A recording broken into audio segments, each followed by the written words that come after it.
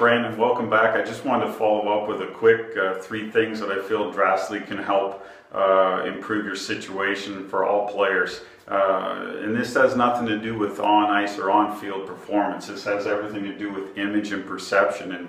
And what do I mean by that? It means how you look constantly, or how you talk and how you behave. And so whether you're at the collegiate level, junior level, even at the professional level, I think it's important that we give off a great perception of how we are as human beings and how we what we do and what we think and for optimal performance. And so when I talk about that, I talk about number 1 would be how you dress. And I think it's important that when I go to junior camps or collegiate or even youth tournaments, I always evaluate of watching how a player behaves away from the arena. And so I think it's important that even from my own experience, I went to a junior camp recently, and there's a bunch of Division I scouts waiting for them to come out. They come out of the dressing room, they have hats on sideways, backwards, a t-shirt that's ripped out of their shorts, flip-flops on, and I'm sitting there watching, like, this is the impression when I look at them walking by with a scout sitting there. And I think if they just tweaked a couple things, I think they can go a long way. And so that's why I wanted to talk about it. And so number 2 would be how we communicate.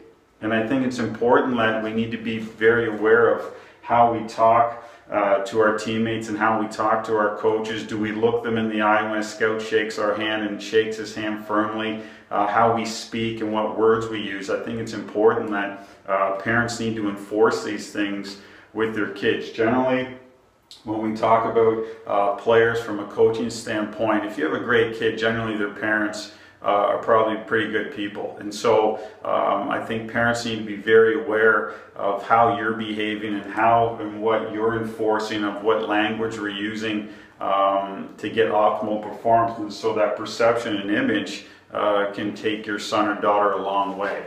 Number 3 would be how we treat others. And I think from personal experience, I think a lot of times, that especially hockey is a team sport, and but it gets down to the core of it. Individually, we want to be at our best, and we're generally a lot of times focused on making sure that we play at our best. And I think that sometimes it gets carried away, and the focus is too much on ourselves. And if we learn to help others in the process get what they want, I think that you'll be surprised of the success you'll get personally that'll help you. I know in my career, when at times when things weren't going well, if I started to help others, I started feeling better about myself, and obviously from there I started to play better. And so I think it's important that these things under image and perception, the way you look and dress and how you communicate, I think that parents need to enforce that. Don't leave it up to coaches always. Okay, some coaches enforce a dress code, some others don't. Be a leader,